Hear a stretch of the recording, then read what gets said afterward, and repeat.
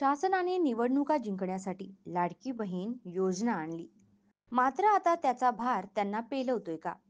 अजून आता कशा कशाचे दर वाढवून लाडक्या बहिणींना पैसे देणार? म्हणजे त्यांच्याच खिशातला पैसा परत त्यांच्याच खिशात.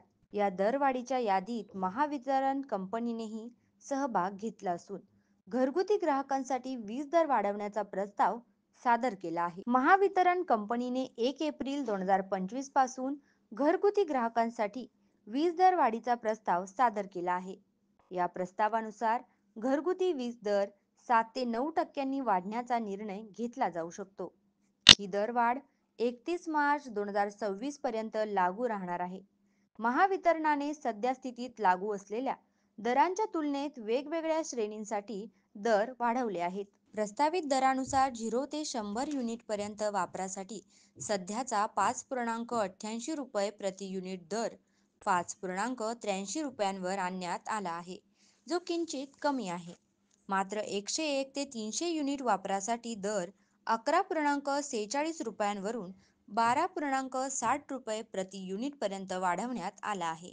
याशिवाय 301 ते 500 युनिट वापरणाऱ्या ग्राहकांसाठी दर 15.72 रुपयांवरून 16.95 रुपये प्रति युनिट केला आहे. 500 युनिटपेक्षा जास्त वीज वापरणाऱ्या ग्राहकांसाठी दरात सर्वाधिक वाढ करण्यात आली आहे. या श्रेणीसाठी सध्याचा दर 17.81 रुपये प्रति युनिट होता, जो आता 19.9 रुपये प्रति युनिट करण्याचा प्रस्ताव आहे. ही वाढ उच्च वीज वापर करणाऱ्या ग्राहकांना मोठा आर्थिक फटका देऊ शकते. महावितरणाच्या या प्रस्तावामुळे सामान्य ग्राहकांवर आर्थिक भार वाढण्याची शक्यता आहे. तरीही वीज पुरवठ्याच्या गुणवत्तेसाठी आणि वाढत्या खर्चाची भरपाई करण्यासाठी हा निर्णय घेण्याचे कारण महावितरणाकडून सांगण्यात आले आहे.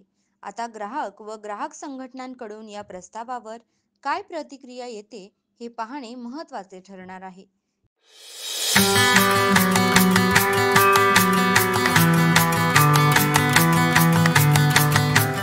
अशाच महत्त्वपूर्ण बातम्यांसाठी फॉलो, लाईक, शेअर करा आणि पाहत रहा आपला महाराष्ट्र डिजिटल.